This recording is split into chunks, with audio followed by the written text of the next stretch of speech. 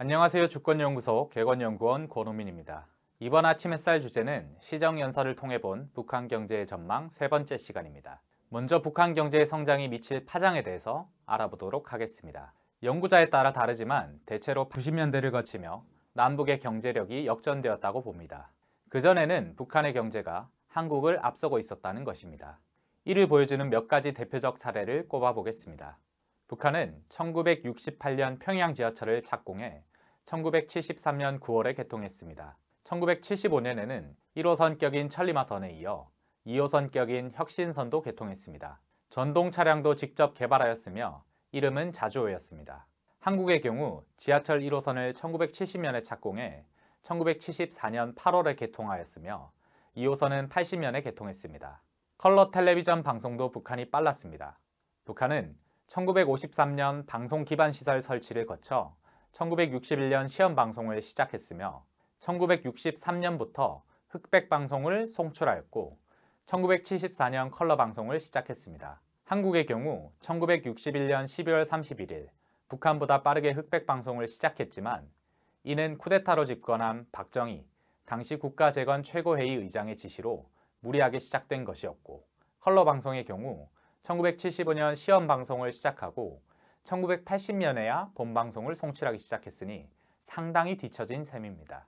당시 한국에는 북한의 지하철이 있거나 컬러 텔레비전 방송을 한다는 사실을 아는 사람이 거의 없었습니다. 철저히 정보를 차단하고 있었기 때문입니다. 박정희 정권은 긴급 조치를 통해 평양에 지하철이 있다, 컬러 텔레비전이 있다는 등의 발언만으로도 징역형에 처하도록 했습니다.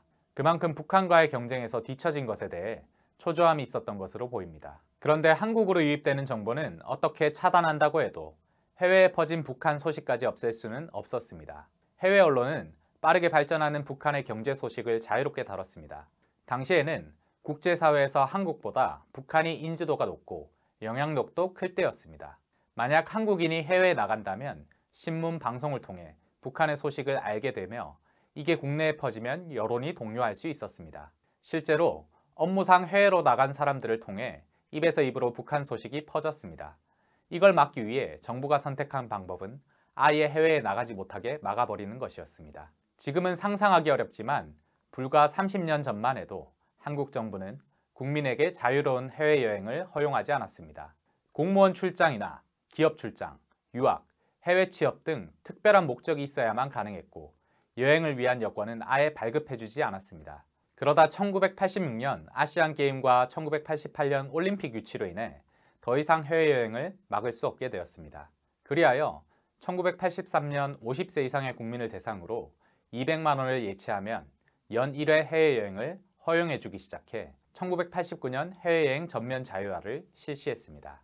대신 철저한 신원조사를 하였으며 한국관광공사 산하, 관광교육원, 자유총연맹, 예지원 등에서 수강료 3,000원을 내고 방공교육을 받고 교육필증을 제출해야 여권을 발급해 주었습니다. 그러다 1992년에야 방공교육을 폐지했습니다. 그랬던 남북의 경제력 차이는 90년대에 들어서고 북한이 고난의 행군이라는 극심한 경제난을 겪는 동안 한국은 엄청난 양적 팽창을 했습니다. 자료를 보면 1980년대 중후반부터 한국의 경제 성장이 가파르게 이루어지는 것을 알 수 있습니다. 여기에는 새롭게 자본주의 체제에 편입된 동구권 시장에 진출한 게 큰 역할을 했습니다. 이런 배경에서 문재인 전 대통령은 2020년 6월 25일 6.25 전쟁 70주년 행사에서 남북 간의 체제 경쟁은 이미 오래전에 끝났다라고 선언했습니다. 그런데 북한 경제가 빠르게 성장하면 남북 경제력이 다시 역전될지도 모릅니다. 아무리 북한 경제가 고속 성장한다 해도 현재 남북 경제력의 차이는 매우 큰데 설마 역전까지 되겠냐 싶을 수 있습니다. 그런데 남북 경제 현황과 미래를 살펴보면 실제 그런 일이 일어날 수 있을 듯합니다. 한국의 1인당 국내 총생산 그래프를 보면 세 차례 떨어지는 부분이 보입니다. 바로 1997년 IMF 사태, 2008년 세계금융위기 사태, 최근 코로나19 사태 때문에 발생한 마이너스 성장입니다. IMF 사태 때도 세계금융위기 사태 때도 한국 경제는 힘들었지만 1, 2년이 지나 다시 회복했습니다. 하지만 이번 경제 위기는 회복될 가망이 없습니다. 한국 경제만의 문제가 아니라 미국을 중심으로 한 자본주의권 전반이 위기에서 빠져나갈 길이 없습니다. 대의존도가 높은 한국은 세계 경제의 영향을 크게 받습니다. 그런데 지금 미국을 중심으로 한 자본주의권 전반이 심각한 경제 위기를 겪고 있습니다.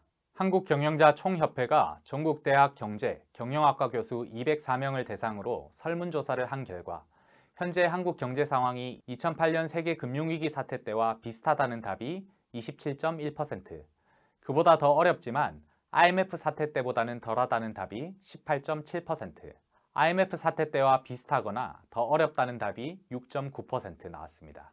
즉, 지금이 2008년 세계 금융위기 사태와 비슷하거나 더 심각하다는 답이 51.7%로 과반을 차지한 것입니다. 그리고 그 원인으로 우크라이나 전쟁, 미중 패권 다툼 등 대외 여건 악화가 57.4%, 대외 의존적인 우리 경제 산업 구조가 24%를 차지했습니다.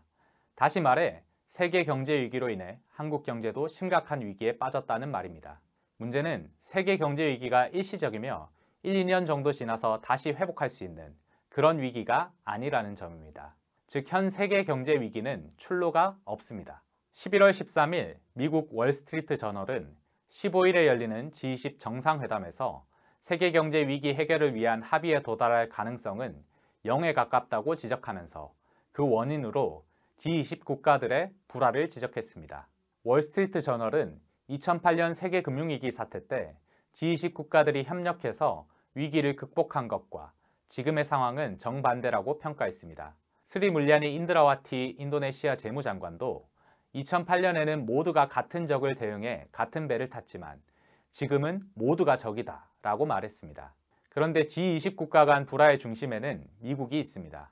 예를 들어 중국은 오랜만에 미국과 대면 정상회담까지 했지만 여러 쟁점에 대립하면서 별다른 합의를 내지 못했고, 미국과 갈등을 빚은 사우디아라비아는 석유 감산 결정으로 유가 상승에 동참해 유럽의 러시아산 원유 가격 상한제를 무력화했습니다. 미국이 불화의 중심에 선 이유는 자명합니다.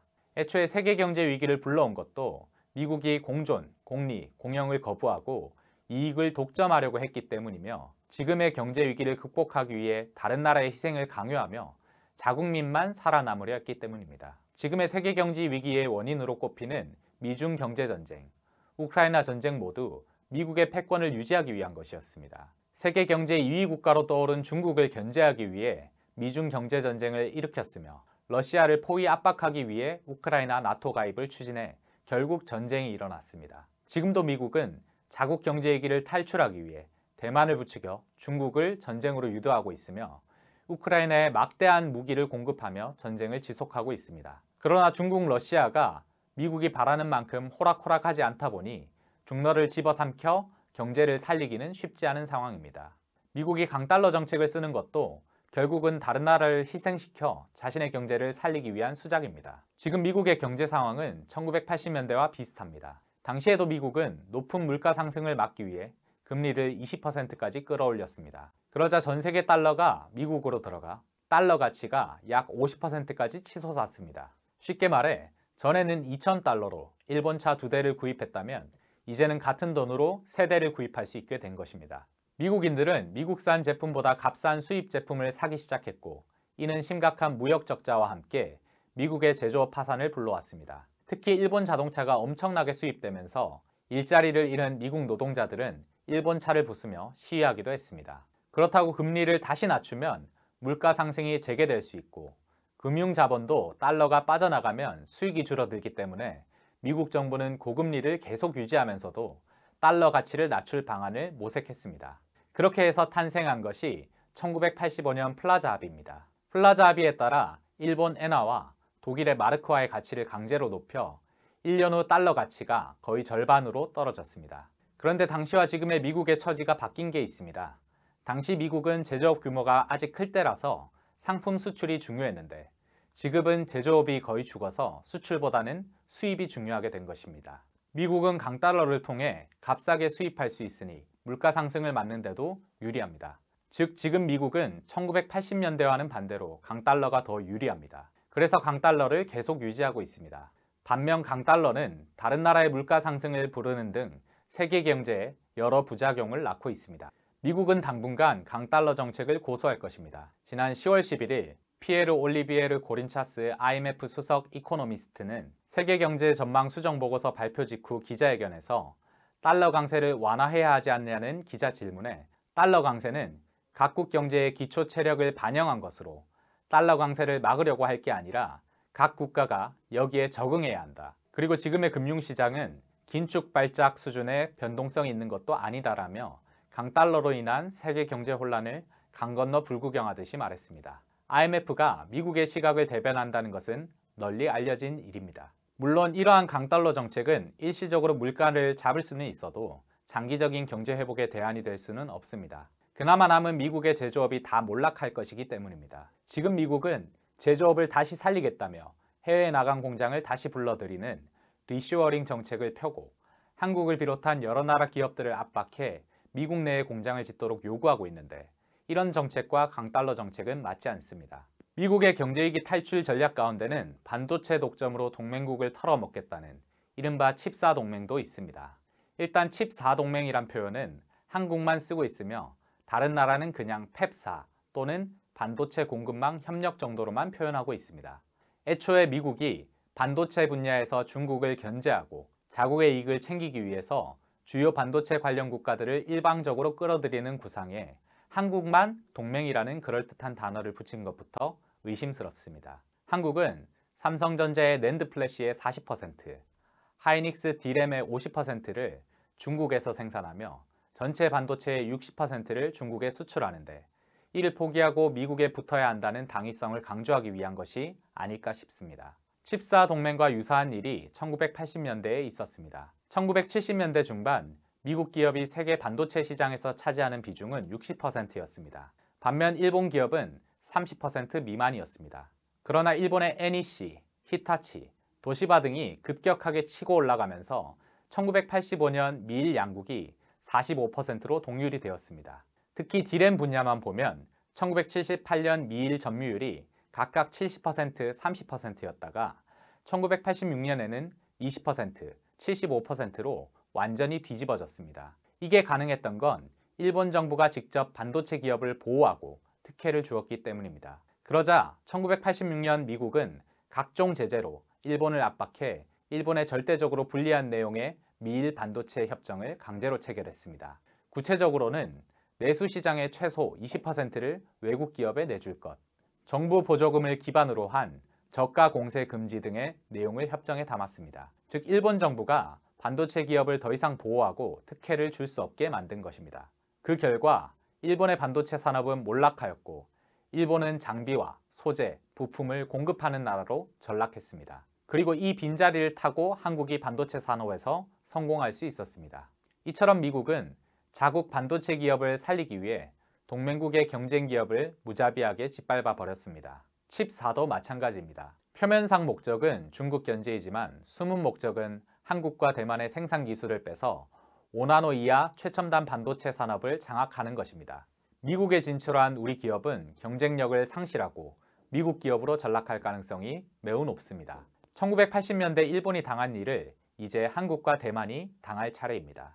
이러한 우려는 이미 현실로 나타나고 있습니다. 지난해 9월 미 상무부는 세계 반도체 기업을 상대로 공급망 자료를 제출하라고 요구했습니다. 자발적 제출 요청이지만 45일 내에 제출하지 않으면 별도의 조치에 나설 것이라는 협박도 덧붙였습니다. 미국은 반도체 재고, 주문, 판매, 고객 사용 정보 등 26개 항목을 요구했는데 다시 말하면 영업 비밀을 내놓으라는 것입니다. 기업들은 서로 눈치를 보며 마감 시한까지 버티다 미국의 보복을 우려해 결국 정보를 넘겼습니다. 칩4가 가동되면 이런 일이 빈번하게 일어날 것입니다. 그러면 이렇게 넘어간 정보가 과연 인텔, 마이크론, 퀄컴과 같은 미국의 반도체 기업에 제공되지 않는다고 확신할 수 있을까요? 미국이 동맹국 반도체 기업을 어떻게 여기는지 보여주는 사례가 또 있습니다. 10월 9일 대만 언론들은 미국이 중국의 대만 공격에 대비해 진행한 매우 특이한 훈련을 보도했습니다. TSMC 반도체 기술 인력을 대만 밖으로 철수시키고 TSMC 기반 시설을 파괴하는 훈련을 한 것입니다. 대만의 반도체 시설을 중국에 넘겨주느니 미국 손으로 파괴하겠다는 게 미국의 구상입니다. 좀 더 나아가 중국 때문이 아니더라도 TSMC가 사라지면 미국 반도체 기업의 이익이라고 여기지 않을까 싶습니다. 미국은 자국의 반도체 산업을 키우기 위해 막대한 지원을 준비하고 있습니다. 올해 통과되어 내년부터 시행되는 미국의 반도체 지원법에 따르면 미국 반도체 기업에 약 500억 달러의 보조금을 지원하고 시설 투자액의 25%를 세액 공제해 준다고 합니다. 또한 법안 통과를 앞둔 반도체 제조 공장 지원법 역시 반도체 제조 공장에 세금 혜택을 주는 내용을 담고 있습니다. 반도체 기업에는 크게 설계만 하는 팹리스와 설계도를 받아 제조하는 파운드리가 있습니다. 현재 미국은 팹리스 분야에 선두에 있지만 파운드리는 대만, 한국에 의존하고 있습니다. 그런데 위에 언급한 지원법은 모두 파운드리에 집중됩니다. 즉, 대만, 한국이 차지한 파운드리 영역도 미국 기업이 차지하겠다는 속셈입니다. 물론 삼성전자나 대만의 TSMC처럼 미국의 대규모 반도체 공장을 짓기로 약속한 기업들은 자기들도 반도체 지원법의 혜택을 받아야 한다고 요구합니다. 하지만 애초에 이 법은 미국의 반도체 기업을 육성하기 위한 법입니다. 미국은 지원 대상 선정에 주관적인 요소를 포함했는데 이 때문에 미국의 반도체 기업 대부분이 지원금을 독식하면서 결국 반도체 지원 법안이 미국 반도체 기업 지원법에 그칠 수 있다는 전망이 나오고 있습니다. 이처럼 칩사 동맹은 동맹국의 반도체 기업을 털어먹는 정책이며 반도체가 국내 총생산의 무려 8%를 차지하는 한국에 있어 재앙이나 다름없습니다. 반도체 문제뿐만 아니라 인플레이션 감축법도 미국이 한국의 뒤통수를 치는 정책이었습니다. 이런 이유로 그간 한미동맹을 맹목적으로 떠받들던 보수 언론들도 미국을 규탄하는 진풍경이 펼쳐졌습니다. 조선일보는 9월 7일자 사설에서 인플레이션 감축법을 강행해 현대기아차가 미국에서 판매하는 전기차에 대한 보조금 지급을 끊는 나라의 대통령이 할 말은 아닐 것. 바이든 대통령은 민주국가 연대를 요구해왔다. 그래놓고 실제로는 미국 우선주의를 내세우며 동맹국에 불이익을 주고 있다라며 바이든 미 대통령을 이례적으로 강하게 비판했습니다. 또 조선일보는 10월 6일에 아산정책연구원 최강 원장의 기고글 미국의 보호무역주의는 자유민주주의를 후퇴시킨다 라는 글을 싣기도 했습니다. 제목 그대로 미국의 인플레이션 감축법 등 미국의 우선주의를 비판하는 내용입니다. 그런데 미국이 다른 동맹국 반도체 산업을 망가뜨리고 독점적 지위를 얻으면 경제 위기를 극복할 수 있는 것일까요? 아닙니다. 많은 전문가가 반도체 산업에서 중국을 완전히 배제할 경우 미국이 입게 되는 피해가 더 크다고 이야기합니다. 중국이 반도체를 수입해 전자제품을 만들어 세계에 수출하는 지금의 체제가 가장 효율적이기 때문에 기업들은 결국 중국과 거래를 하지 않을 수 없는 것입니다. 만약 중국이 반도체 기술력과 생산력까지 자력으로 갖추면 칩사를 비롯해 미국 중심의 자본주의권은 반도체, 전자제품 산업에서 밀려날 수 있습니다. 전 육군군사연구소 소장 한설 박사는 8월 14일 칩사동맹 미국의 구상 그리고 결과에 대한 전망이란 글에서 미국은 이미 자국 내 산업 생산 능력을 상실했다.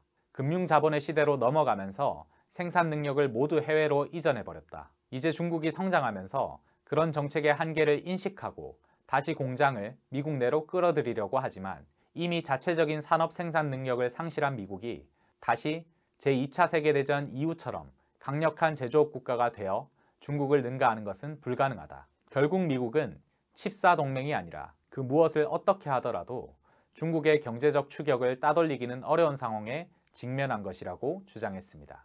이처럼 중국, 러시아를 집어삼키는 것도 힘들고 동맹국을 털어먹는 것도 힘든 상황에서 미국 경제에는 미래가 보이지 않습니다. 미국 경제에 미래가 없다는 것은 미국 중심의 자본주의권 경제에 미래가 없다는 것입니다. 결정적 파국이 점점 다가오고 있습니다.